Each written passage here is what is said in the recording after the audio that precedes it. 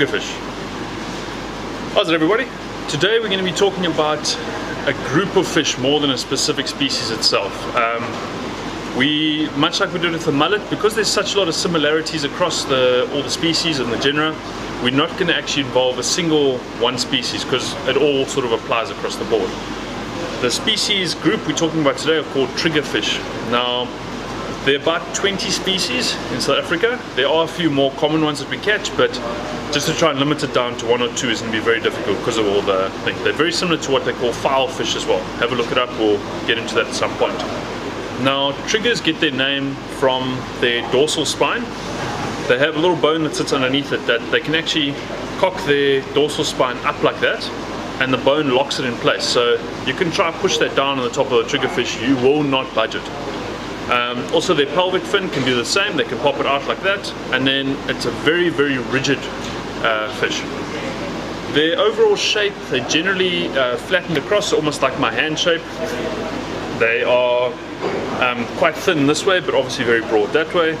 Various different colors. Their skin, because of the scales that they actually have and how tightly they pack, their skin is incredibly tough, and it makes them, people often call them boots as well, because of that leathery type of skin that makes it incredibly difficult to get to. I've been told the flesh is very tasty. I've never experienced it myself, and yeah, the effort of having to sharpen your knife 10 times while filleting it is not really worth it for me. They've got quite a smallish eye and a very small mouth for their size, but in that mouth itself they've got either plates sometimes, or teeth that have been fused together, or very strong, short, stubby teeth. Now, their jaws are incredibly strong. Often when you catch them, you hear them go as they're hitting their teeth together, pumping their jaws, obviously to deter predators.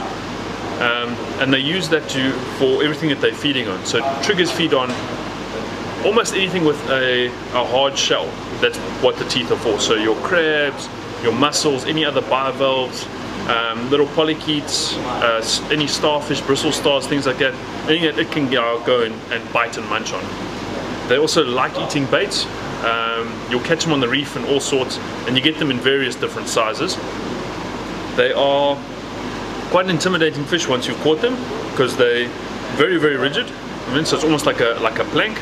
And with those spines that are sitting up like that, and that mouth is clanking all the time like that, you don't want to get your finger near there, because I've seen hooks that have been bitten in half, wire that's been bitten through.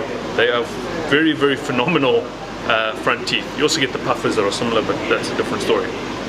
But yeah, the triggers themselves, phenomenal species. They're surprisingly strong for their size. They know how to use their tails, and they're generally quite a slow moving fish, so they'll just sort of scoot along in any of the habitats. They inhabit everything from your shallow water, not estuaries, but your shallow water all the way out to slightly deeper reefs. They have become quite a renowned fly target. So because they're quite picky, and the way that their hard jaws and their teeth makes it very difficult to hook them. So the fly guys have now started targeting them in places like Alphonse and things like that. And on the flats, they're quite skittish, so you have to really know what you're doing to be able to get close enough to him without spooking him, but still getting something in front of him that he can eat and you can actually set the hook on. But they are fly destroyers. They kill anything and break it off with those teeth, so be prepared to have multiple flies to replace. But yeah, guys, that's the triggerfish, and the whole group, as I said, about 20 species, but they're phenomenal species to catch, a lot of fun. Cheers.